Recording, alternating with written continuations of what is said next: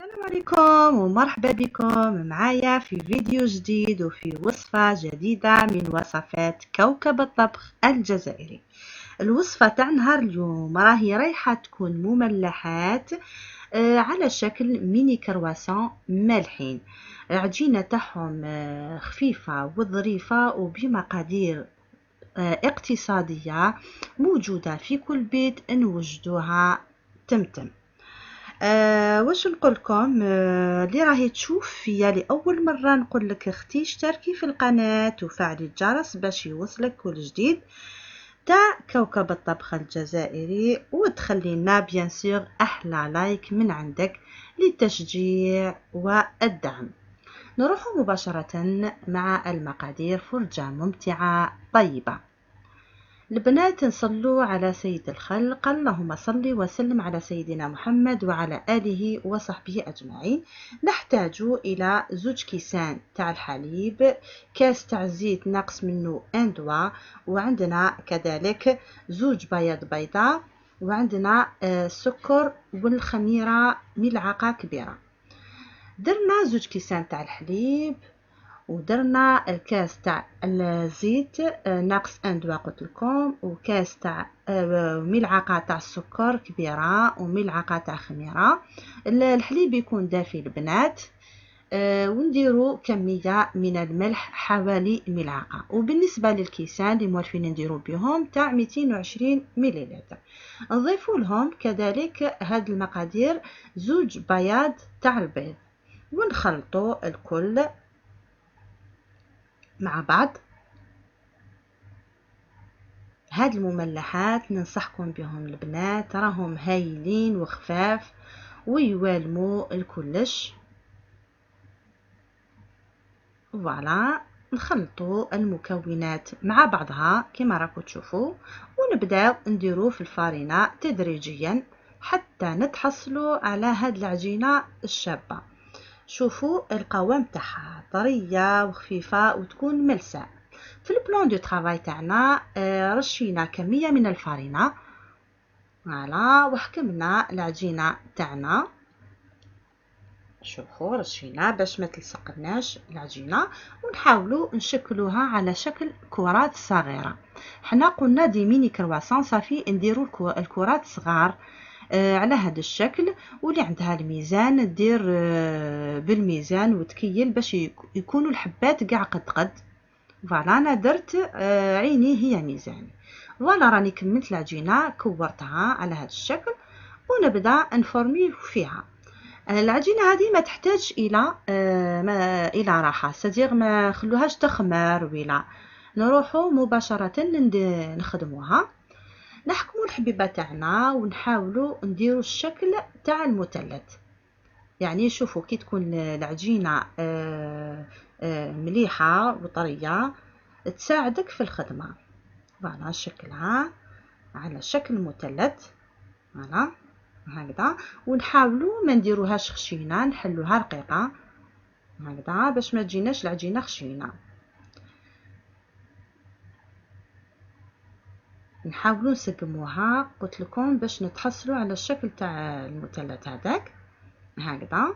وبالنسبه للحشوه انا حندير هذا الفرomاج 3 فروماج هذا اللي يجي في العلب الكبيره هذيك، اكتفيت به هذا فقط، راهي رايحه تجي ما شاء الله. اذا عندك حشوه واحده اخرى حبيتي ديريها ديريها عادي، تجيب كاع الحشوه اللي حبيتي ديريها ديريها. نحطوا الفرماج هذاك في الوسط، ونبداو ندوروا الشكل تاعنا اللي حبيناه بهذه الطريقه. نحاولوا ما نزيروش الحبه تاعنا كي نقعدوا نكوروا فيها. فوالا، ننفضوها هكذا من الفرينه ونبداو نسقموا الشكل تاعنا. نحاولوا نسقموا الحواف دو فاصون يجوا مسقمين وملويين للداخل هكذا، كيما الحبه تاع التشارك العريان ولا الحبه تاع الكرواسون عادي. ها هو الشكل، هذا هو الشكل، يعني شكل بسيط. نزيد لكم وحده باه نشوفوا الطريقه فقط. نحلوها. شوفوا العجينة كي تكون طرية بيدك فقط تتحل. فوالا. نتمنى البنات تكون عجبتكم هذه الوصفة. اذا عجبتكم جربوها. هكذا نحلو ونبداو نسويو منا ومنا.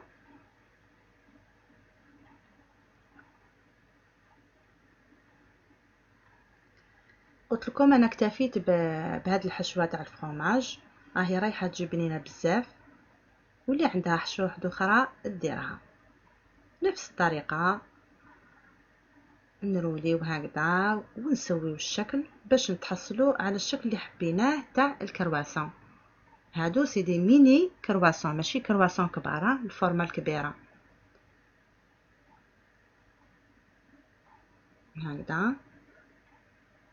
نكمل الحبيبات كومبلي اللي قعدوا لي.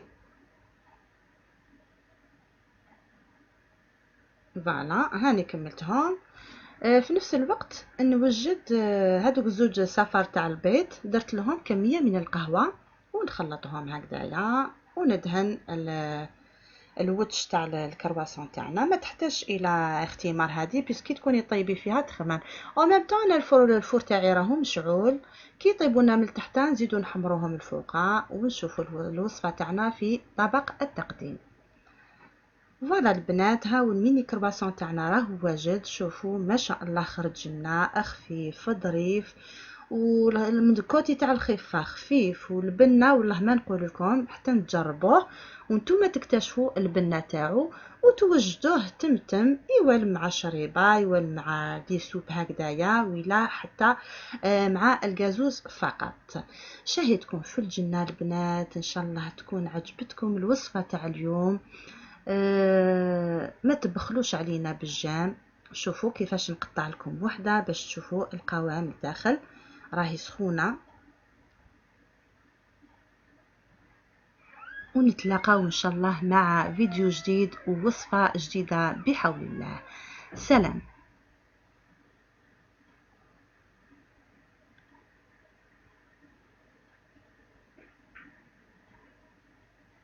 كملتي؟